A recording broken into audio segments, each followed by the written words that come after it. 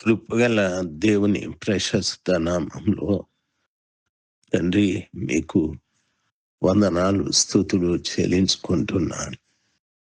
మహిమగల దేవ, మీ అపారమైన కృప కనికరములను బట్టి మిమ్మల్ని స్తుతిస్తున్నాను. మీరెంతైనా నమ్మదగిన దేవుడు స్వామి. నా అపనమ్మికను బట్టి కాక మీ నమ్మికను బట్టి నా విషయంలో ముఖ్యంగా ఎంతో సహాయం చేస్తూ ఉన్నారు. ఈరోజు బ్రతికుండడం కూడా మీ కనికరము, మీ సహాయమే తండ్రి. ఈరోజు మీ వాక్యం ఈ రీతిగా చెప్పడం కూడా మీ సహాయము, మీ కనికరము తండ్రి. అది మాకు భాగ్యమయ్యా.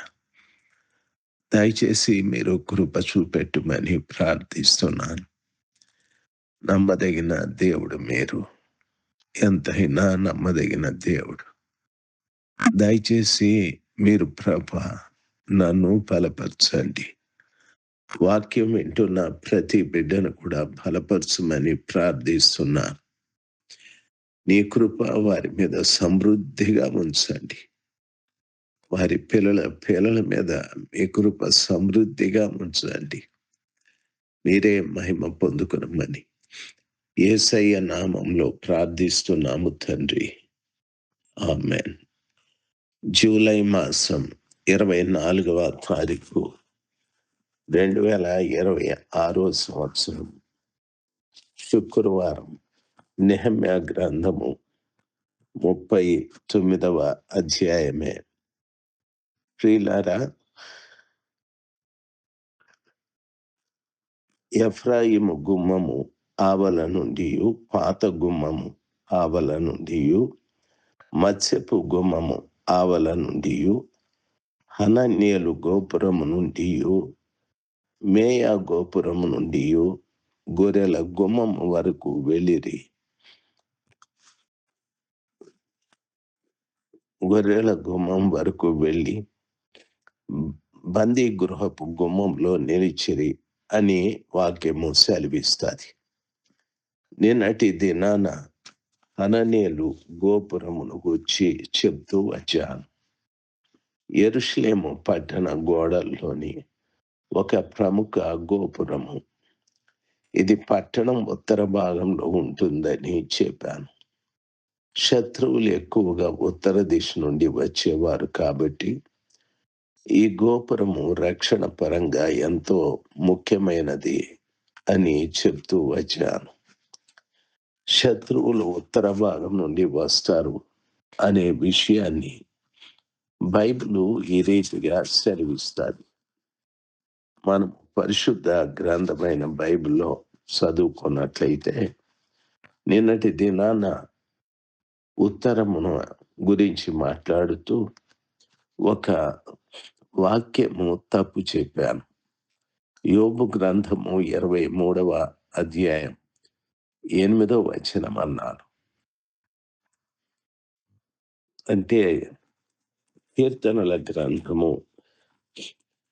52వ అధ్యాయములో ఆ వాక్యము 48వ అధ్యాయం 2వ వచనములో ఉన్న వాక్యాన్ని యోబు గ్రంథం 23:8 అని చెప్పాను. నన్ను క్షమించాలి. యోబు గ్రంథం కీర్తనలు 48:2లో ఉత్తర దిక్కున మహారాజు పట్టణమైన సియోను పర్వతం రమ్యమైన ఎత్తుగల చోట నుంచబడి సర్వభూమికి సంతోషముగా నున్నది అని వాక్యము సెలవిస్తుంది. ఆ ఉత్తరానున్న మహారాజు పట్టణము సర్వభూమికి సంతోషాన్ని కలుగజేయాలని, అంటే భూమి సంతోషాన్ని కోల్పోయాది. భూమి అంటే మన కింద కనిపించే మట్టి. ఆ మట్టి మీద జీవిస్తున్నటువంటి ప్రజలు, జీవరాశులు, ఎన్నో జీవకోటి, ఎన్నో అంటే జీవరాశులలో అతి ప్రాముఖ్యమైన వ్యక్తి మనిషే కదా. మనిషి చేసే పాపము ద్వారా ఈ భూమి మీద సంతోషం పోయాది.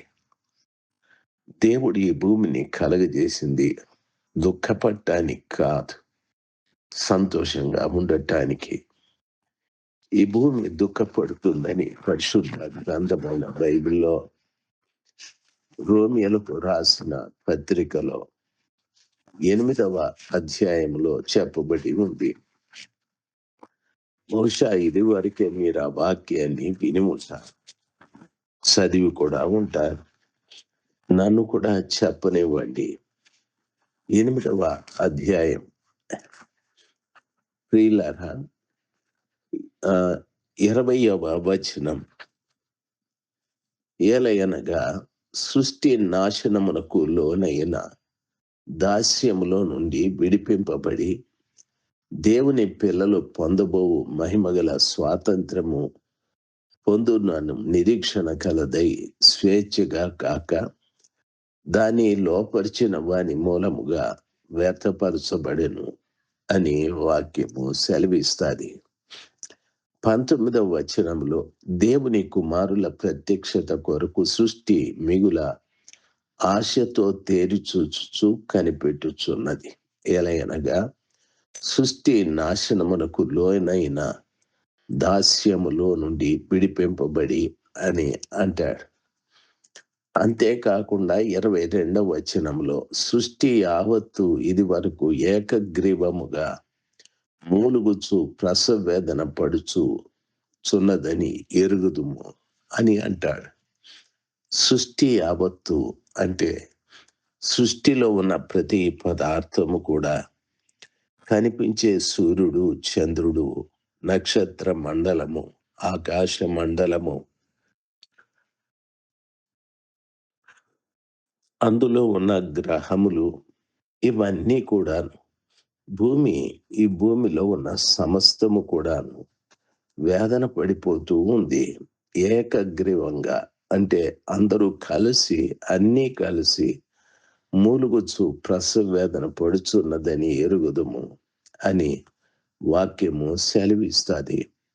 ఎందుకంటే ఆత్మ యొక్క ప్రథమ ఫలములు నొందిన మనము కూడా దత్తపుత్రత కోరిక అనగా మన దేహం యొక్క విమోచనము కొరకు కనిపెట్టుచు మనలో మనము మూలుగుచున్నాము అని. సృష్టి ఎలాగ మూలుగుతూ ఉందో అలాగే మనం కూడా మూలుగుతూ ఉన్నాం. మనం అనుకుంటున్నాం ఎప్పుడు ఈ లోకంలో ఉన్న పరిస్థితుల నుండి విడుదల పొందుతాము, ఈ భయంకరమైనటువంటి వాతావరణం ఏంది, ఈ మనుషుల ప్రవర్తనలేమిటి, ఇంత విడ్డూరంగా ప్రజలు ప్రవర్తిస్తున్నారు, ఎంత దారుణము అని మనం అనుకుంటూ ఉన్నాం. అయితే ఆ ఉత్తర దిక్కు నుండి శత్రువులు వస్తారు అనేటటువంటి మాట నిజమే. పరిశుద్ధ గ్రంథమైన బైబిల్లో చూడండి, ఇర్మియా గ్రంథంలో 13వ అధ్యాయం 20వ వచనంలో చెప్పబడి ఉంది. కన్నులెత్తి ఉత్తరము నుండి వచ్చుచున్న వారిని చూడుడి, నీకియబడిన మంద, నీ సౌందర్యమైన మంద ఎక్కడనున్నది అని వాక్యము సెలవిస్తుంది.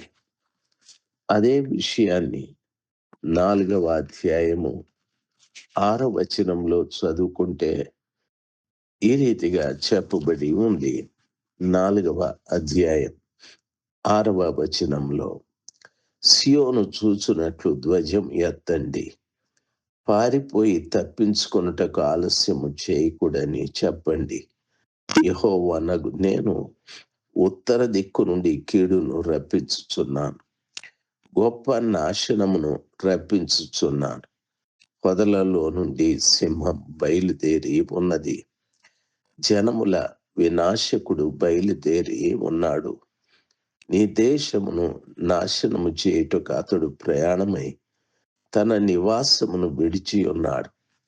నీ పట్టణములు పాడై నిర్జనముగా నుండును. ఎందుకై గోనె పట్ట కట్టుకొనుడి, రోదనము చేయుడి, కేకలు వేయుడి.